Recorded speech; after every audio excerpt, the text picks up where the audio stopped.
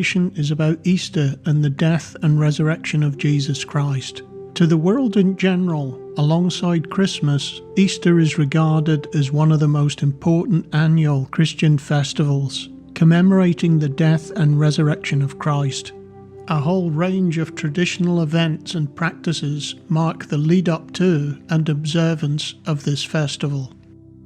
But some important questions arise about this event. Is this really a Christian observance? Is the Christian really required to observe this or any other so-called festival? Is the origin of Easter based on the Bible and Christian teaching or something else? The Roman Catholic and other mainstream church organizations place a great emphasis on Easter as an essential event on the Christian calendar. However, as we shall see, it is evident that Easter is also enshrined in many non-Christian practices.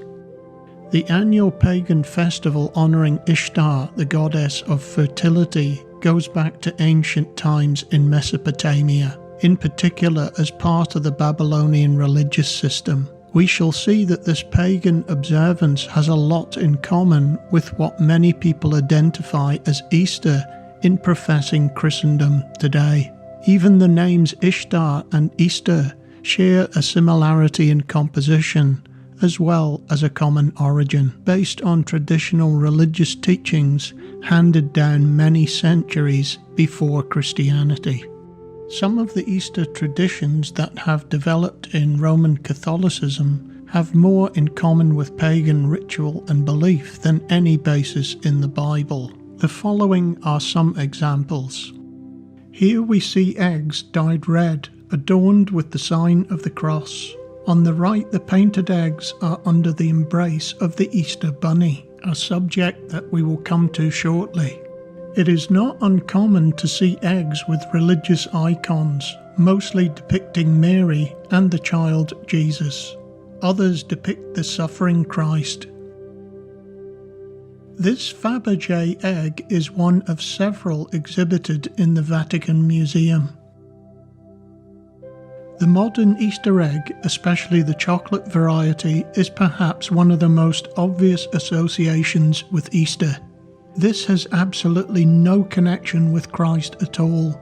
However, the Easter egg is deeply entrenched in pagan culture, having an ancient origin in Babylon, and the myths that provided the foundation for Babylonian religious beliefs. The Jewish Encyclopedia, Volume 9, page 309, states the following. The egg was a sacred symbol among the Babylonians. They believed an old fable about an egg of wondrous size which was supposed to have fallen from heaven into the Euphrates River. From this marvellous egg, according to the ancient story, the goddess Ishtar, also known as Semiramis, was hatched, and so the egg came to symbolise the goddess Ishtar, also known as Easter. The goddess Ishtar has a long history. Revered by the ancient Babylonians, she represented both fertility and war. She is often depicted holding a rabbit, the latter known for reproductive prowess.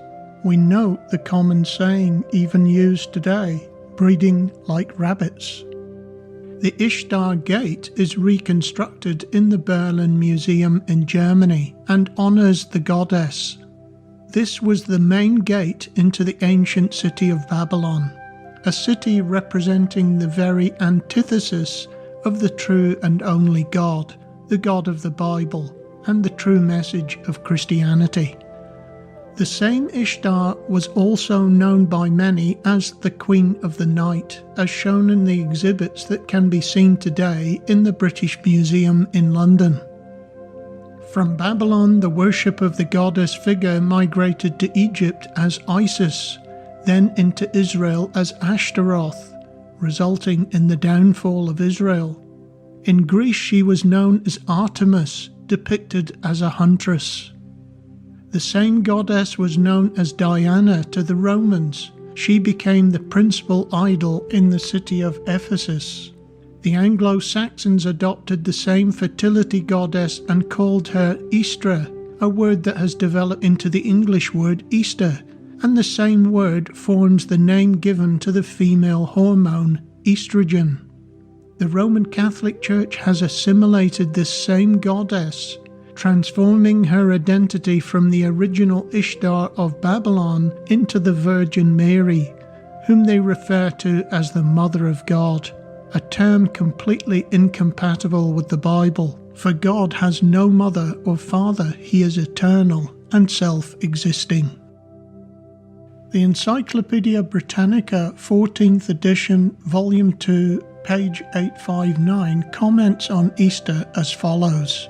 There is no indication of the observance of the Easter festival in the New Testament or in the writings of the Apostolic Fathers. The sanctity of the special times was an idea absent from the minds of the first Christians. The International Standard Bible Encyclopedia, Volume 2, page 889, comments on Easter as follows. There is no trace of Easter celebrations in the New Testament. The King James Bible mentions the word Easter on one occasion. In Acts 12 and verse 4 we read the following. Now about that time Herod the king stretched forth his hands to vex certain of the church, and he killed James the brother of John with the sword. And because he saw it pleased the Jews, he proceeded further to take Peter also. Then were the days of unleavened bread.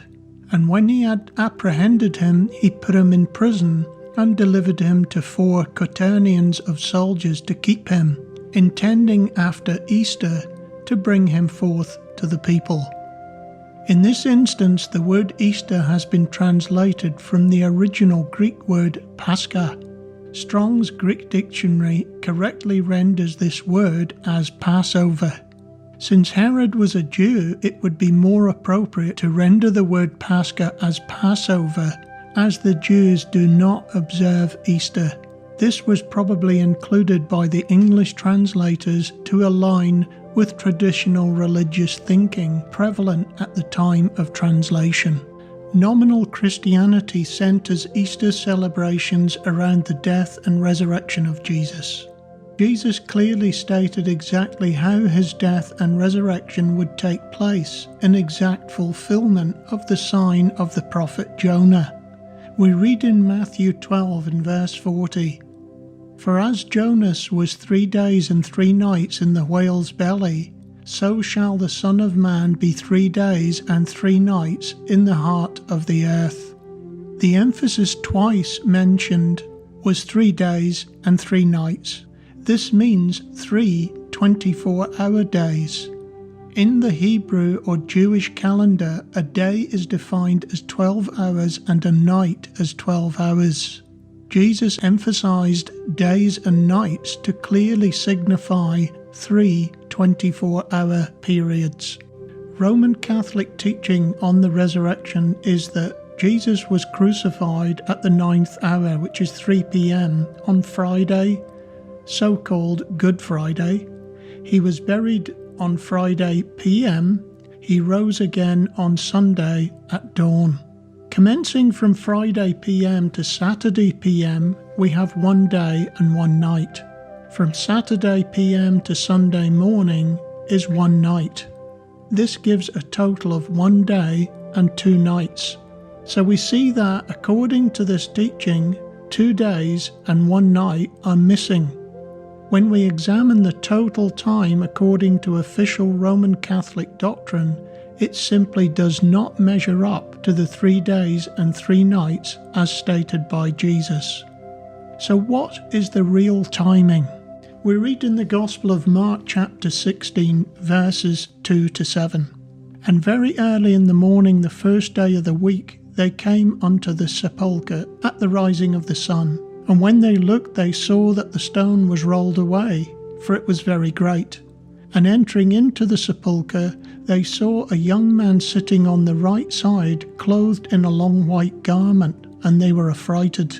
And he saith unto them, Be not affrighted, you seek Jesus of Nazareth, which was crucified, he is risen, he is not here.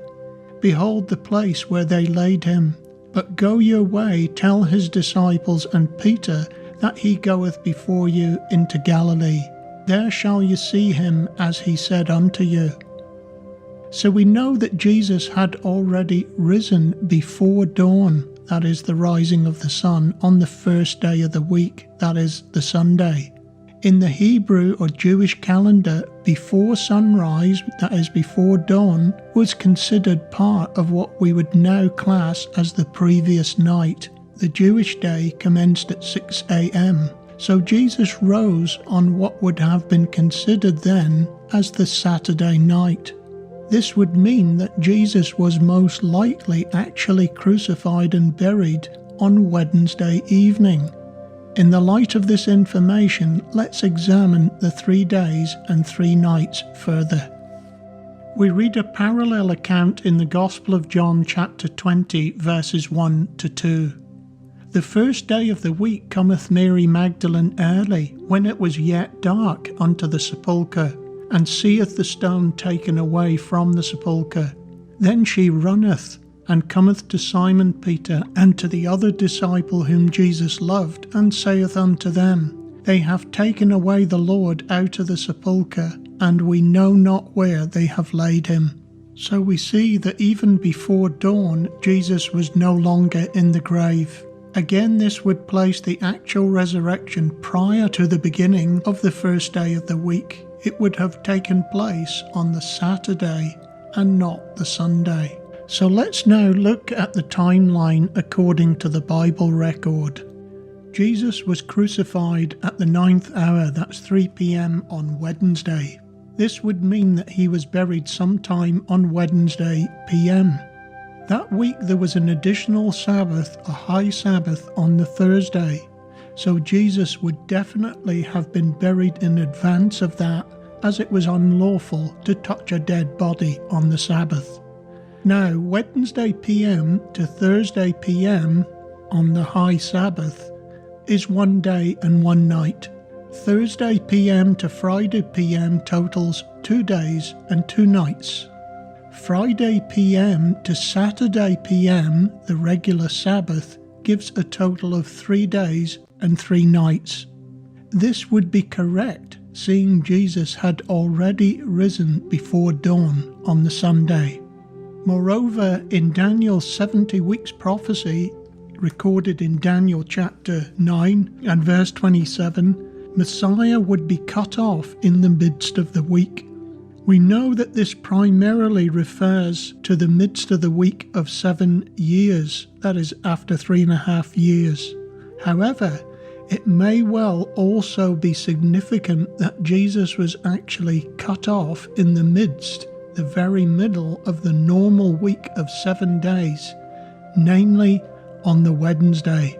In any case, we can conclude that Roman Catholic and other traditional teachings on the timing of the resurrection and its association with a Friday crucifixion and resurrection on Easter Sunday morning are completely chronologically wrong. Dawn religious ceremonies have an ancient pagan background. The earliest go back to the Sumerians in Mesopotamia, subsequently adopted by the Babylonians. The cult of the sun disk also became a major religious movement in ancient Egypt and was known as the Aten.